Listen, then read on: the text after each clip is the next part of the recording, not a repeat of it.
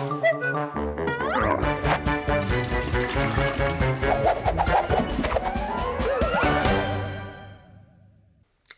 doggy, they call it. Look at this. If I push the button here and start it going. Tiny electronics. This is 1987, very early days. It's a key fob, of course, but the kids were playing with these to their amazement, whereas nowadays it's very old, has much better graphics. But it shows way back to 1987 they were doing things for letting kids play with dogs, well, virtual dogs they call it, which I suppose is fair enough. But I have to say I do prefer mechanical toys, so when it comes to doggy toys, this is about the only one I can say which is a virtual one and which is electronic, because all the other ones, and certainly the ones I've got here, are mechanical ones, you know, battery operated wind-ups and ones you manipulate with your hands and so on. So for instance, here's a couple of wind-ups which I picked up. This is going back about 30 years to the same time as this one, but they do mechanical things and small kids can just wind it up. There's a place to wind it up with, then he does that. That's better, that's what I like. And this one, which is a little, very early tin toy, although it's got plastic bits to it, it does a bit of hopping. Is that sweet? Certain age of children really respond to these. They're very simple ones. And then there's a very sophisticated one here, which is hand operated, probably made by, I don't know, Tim Hunkin or Paul Spooner or one of Sue Jackson's wonderful crowd for the Cabaret Toy Museum. Look at the mechanism. It's got a cam there going up and down, which makes the jaws of the dog open and close. Well, the other one just turns and makes the tail go round and round. So the effect is this when you see it from the front. You've got a dog with a tail at the back revolving round and round and round, and the dog's rather fierce-looking mouth opening and closing. Nowadays they make these in kit form, so you actually end up with that as your finished object, but this one was actually pre-made, so you just had a bit of fun doing it. Great fun. So electronic toys are coming something. Then there's battery-operated ones. This is a very early battery-operated doggy. Just switch him on, see what he does.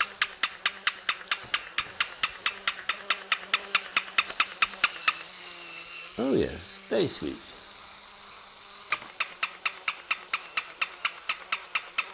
Of course, all children want to do is pet it and stroke it. So if necessary, you turn it off and let them pet it and stroke it and say, good doggy, etc., etc. But a nice idea, that. Then the transformation ones, I think, are sweet. This one here, for instance, which I showed previously as a cow. Well, it is a cow because it's also a dog. So here we go. It's a dog like this. You turn it inside out and it turns into a moo cow. Look at that.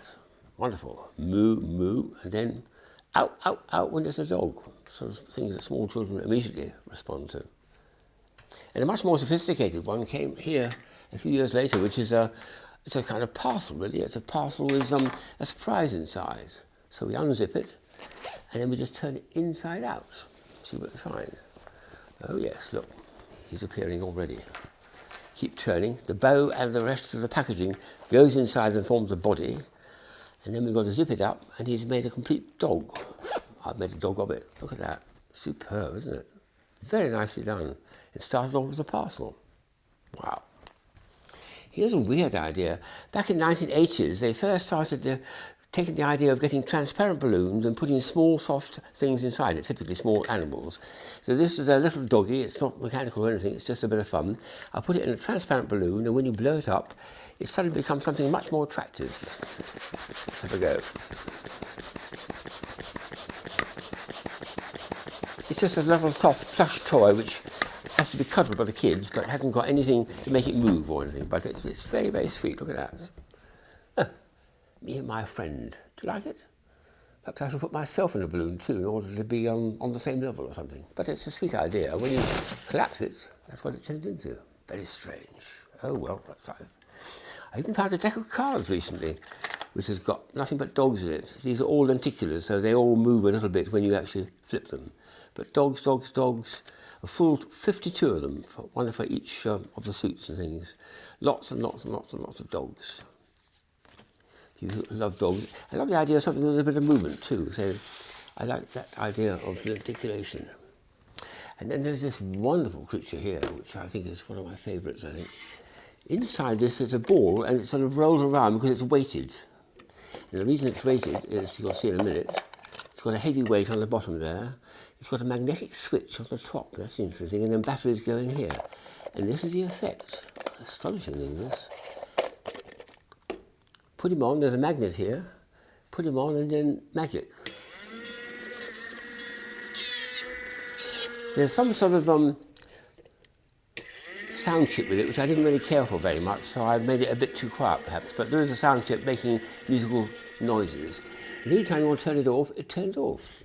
I love the idea of it, just that and nothing else. And it goes all over the place. Oh, goodness me. Oh, goodness me, yes, okay. Oh, don't go too far. Oh, put you on again. Don't come off the table, that's it. There's some small kids on the floor where it doesn't matter, there's nothing to fall over. That is a lot of fun, because it'll just roll around at random, usually in circles actually, so you can make it a bit of fun. So that's a favourite, particularly favourite doggy toy. And there's more to come. I think I've got about 50 or 60 doggy toys.